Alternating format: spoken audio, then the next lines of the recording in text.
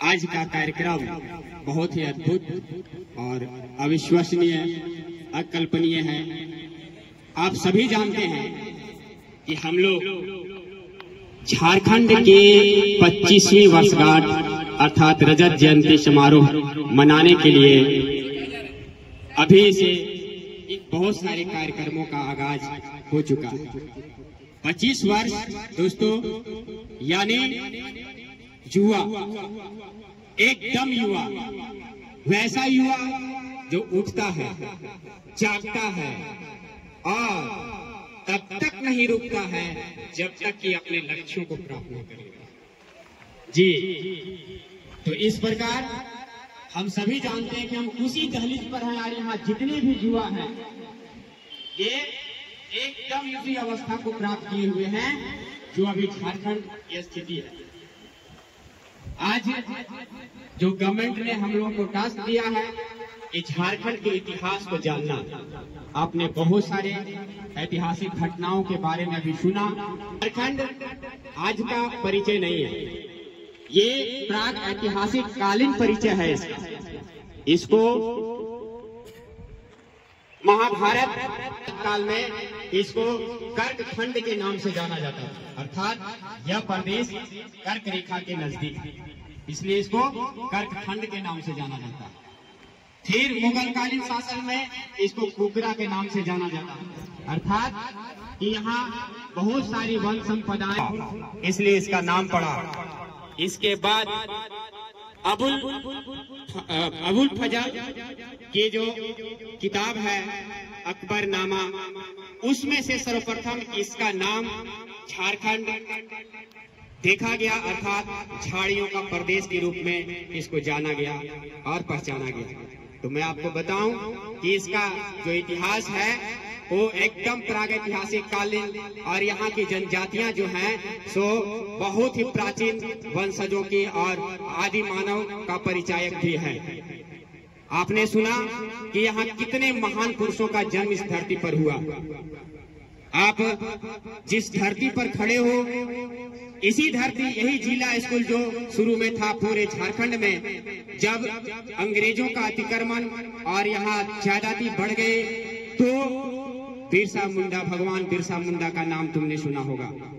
उन्होंने कैसे उलगुलान के रास्ते यहाँ के नवयुवकों को प्रेरित किया और अपने प्रदेश को अंग्रेजों से मुक्त कराने का संकल्प लिया। जतरा भगत, सिद्धू कान्हू और चांद भैरव का नाम जो कितने लोगों ने नहीं सुना है, सभी लोग जानते हैं। ये चारों अपने जुड़वा भाई थे, चारों, सिद्धू कान्हू और चांद भैरव, ये चारों भाई अंग्रेजों के खिलाफ लड़ते हुए शहीदी को प्राप्त हुए थे, शहीद हो गए थे। चारों भाइयों को फांसी की सजा हुई थी।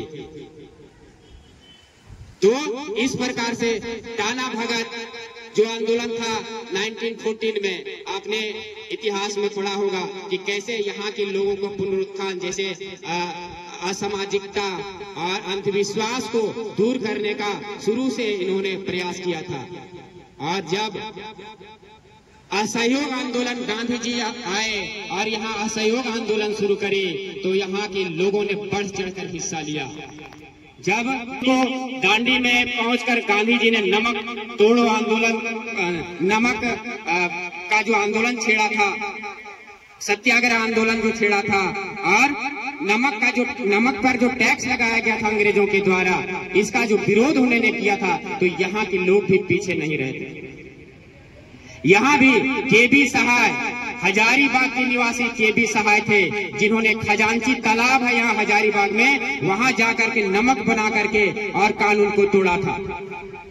तो इस टाइप से यह पुरुष जो है भारत छोड़ो आंदोलन में जितने भी यहाँ के जिला स्कूल विशेष करके उस समय हुआ करता था, तो जिला स्कूल रांची, हजारीबाग, आप देखो ये स्टेज के पीछे जो बना हुआ, कितने ऐतिहासिक पुरुषों का, महापुरुषों का नाम इसमें अंकित है।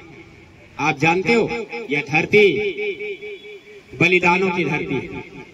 तो यहाँ की धरती में युवाओं की कमी नहीं है जो देश को आगे ले जाने के लिए संकल्पित और दृढ़ संकल्पित।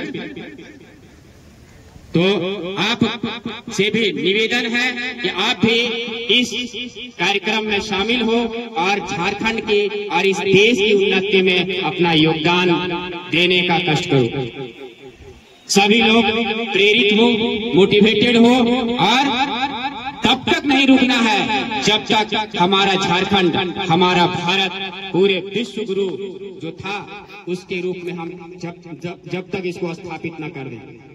तो इस रूप से आज का कार्यक्रम बहुत ही, आज का जो युवा भारत, युवा झारखंड और भारत भी अभी पूरे विश्व में सबसे युवा देश कहलाता है, ये गौरव हम लोगों के कारण है। तो हम आइए संकल्प लें कि अपने ऐतिहासिक और महापुरुषों के पद चिन्हों पर चलते हुए इस देश को विकसित, शिक्षित बनाने का संकल्प लें। बहुत बहुत धन्यवाद। और इसके साथ अभी एक शपथ कार्यक्रम है।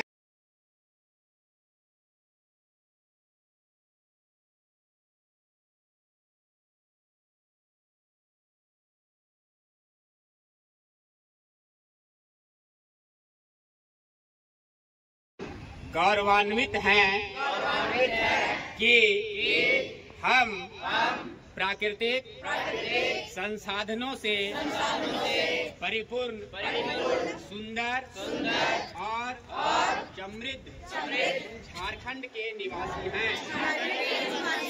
हम अपने महान और संघर्षशील पूर्वजों से यहाँ की समृद्ध संस्कृति, भाषा और सभ्यता विरासत में मिली है।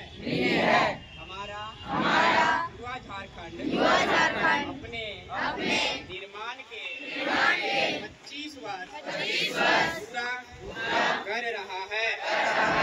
हम शपथ लेते हैं कि हम हमारे झारखंड की परंपरा और संस्कृति को संरक्षित करते हुए राज्य के सतत विकास और प्रगति के लिए हमेशा प्रयत्नशील रहेंगे।